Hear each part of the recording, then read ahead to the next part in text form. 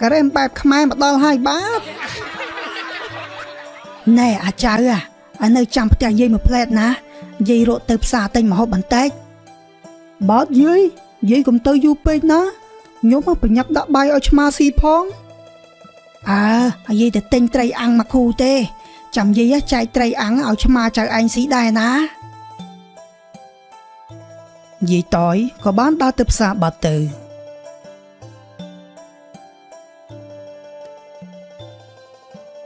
ត្រីអើយត្រីអាំងបែបថៃតូបនាងខ្ញុំមានលក់ត្រីអាំងបែបថៃបុកល្ហុងបែបថៃសាច់អាំងបែបថៃនិងទឹកអំពៅបែបថៃណាចាយីហើយស្អីគេហាងហងឯងហ្នឹងអត់មានលក់របស់ខ្មែរទេអីបានលឺសតតែបែបថៃអញ្ចឹងអូយាយរបស់ខ្មែរមានតែតតែស្អែកថ្ងៃនេះមានតែបែបថៃទេយាយទិញរអត់ហើយអាបែបថៃហ្នឹងវាអាម៉េចបានមួយដូចត្រង់ឃ្លានម៉េះហូយយាយបែបថៃហ្នឹងមានអាម៉េចវាដូចតែបែបខ្មែរដែរហ្នឹងហើយចុះបើដូចតែគ្នាមិនប្រកាច់ដាក់បែបខ្មែរទៅដាក់បែបថៃស្អីយ៉ាប់មែនវើយពួកអស់នេះម្ហូបខ្មែរឆ្ងាញ់មកកកវាលក់មិនកើតទៅនាំគ្នាលក់អាបែបថៃណាឆ្កុយមើលអញសួរដូចឆោតនៅថៃគេមានលក់ត្រីអាំងបែបខ្មែរវិញដែរអត់ខ្ញុំធ្វើមិនដឹងយាយសំខាន់ណាស់ដាក់ឈ្មោះបែបថៃវាប្លែកណាយាយហើយបើប្លែកទុកច្រាស់ច្រំខ្លួនឯងទៅអញមិនទិញទេអញសុកចិត្តទិញមេយកមកឆុងស៊ីវិញឈប់សិនមើលលោកយាយកុំតន់ងមើលឥឡូវជួយទិញត្រីអាំងខ្ញុំខ្លះទៅណាព្រោះមួយព្រឹកនេះខ្ញុំលក់អត់ដាច់សោះយាយអញមិនទិញចង់ឲ្យអញទិញតតែលក់ត្រីអាំងបែបខ្មែរបានអញទិញហូយយាយអូខេយាយចាំខ្ញុំដកពាក្យបែបថៃនឹងចេញហើយដាក់ត្រីអាំងបែបខ្មែរវិញណាយាយឲ្យវាចឹងឡើងខ្វះអីម្ហូបខ្មែរមកកកមិនលក់មកអាគ្រាន់តែត្រីអាំងសោះវាយសតតែបែបថៃចាយាយឥឡូវយាយយកមកដែរយាយឥឡូវជួយខ្ចប់ត្រីអាំងបែបខ្មែរ2មកណាហើយកុំភ្លេចរើអសនឹងចេញផងតែស្អែកអញមកឃើញទៀតអញឈប់ទិញមកយោវើយប្រាប់ឲ្យហើយមីការ៉ុតហូយយាយខ្ញុំដឹងហើយបន្ទាប់ពីទិញត្រីអាំងរួចហើយលោកយាយក៏បន្តដំណើរទៅផ្ទះវិញពេលកំពុងដើរស្រាប់តែអាយយចុកពោះណាស់វើយអូយទ្រាំអត់បានទេអូនចូលបន្ទប់ទឹកម្ដងគិតប៉ុន្មានលុយយាយឈឺពោះណាស់ចូលបត់ជើងតូចឬក៏បត់ជើងធំយីអានេះវើយមើលវាសួរគឺជូអាចនឹងណាជូអាចបែបថៃឬក៏បែបខ្មែរយាយយីវ៉ៃឲ្យវាមិនដែលទេគ្រាន់តែជូអាចសោះមានបែបខ្មែរបែបថៃទៀតអូទៅអាប់ដេតម្សិលមិញហ្នឹងណាយាយឥឡូវសម្រេចថាចូលមួយណាហើយអានេះវើយអញយកបែបខ្មែរខាងស្ដាំយាយហូយអាសាមនេះឯងកំពុងតែឈឺពោះផងវានៅសួរច្រើនទៀតចាប់ហ្មងអត់មើលគេបិទស្លាកទេអីមួយសន្ទុះក្រោយមកមិនហើយយាយស្រួលខ្លួនអត់ពូងក្តោគ្រាន់តែបង្គន់បត់ជើងសោះចាំបាច់វាយផ្លាកបែបខ្មែរបែបថៃដែរ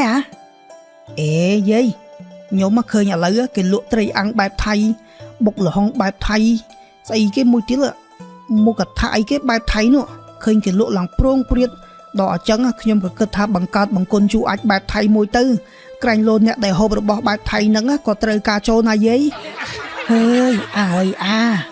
អញសុំខ្លាចដៃហ្មងអាយូទៅដូចយ៉ាប់ម៉េះរបស់ខ្មែរមកកកអត់ប្រឹងនាំគ្នាប្រម៉ូតទៅប្រម៉ូតរបស់គេវាលុយត្រង់បង្គន់ជូអាចបែបថៃទៀតនេះ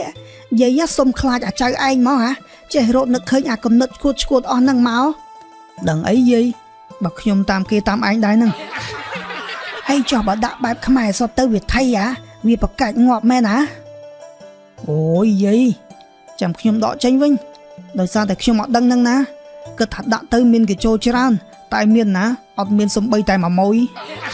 ហើយយ៉ាប់មែនអាចៅនេះមើលសេរីដកចេញទៅដាក់អ្វីដែលជារបស់ខ្មែរទៅណាយាយទៅសិនហើយ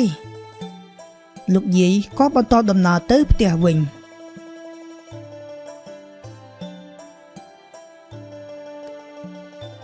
អូយយាយអើយយាយថាទៅតែមួយផ្លែតតែនេះទៅជាង2ម៉ោងហើយណាយាយសុំទោសណាចៅឥឡូវឯងទៅផ្ទះវិញចុះណាយាយអរគុណហើយណាបាទយាយ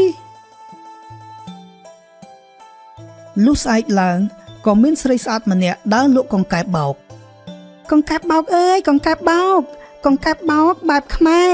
មានបងប្អូនណាត្រូវការកង្កែបបោកបែបខ្មែរទេអមីនាងឲ្យមើលចូលមកនេះសិនមើល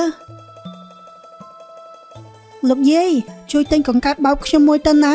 កង្កែបបោកខ្ញុំផ្សំគ្រឿងរបស់ខ្មែរយើងមានរសជាតិឈ្ងុយឆ្ងាញ់ណាស់យាយអាមីនាងនេះមិនសើមិញដូចជាឃើញលក់ត្រីអាំងបែបថៃហើយឥឡូវមកលក់កង្កែបបោកវិញចាយាយនេះជាកង្កែបបោកបែបខ្មែរណាយាយ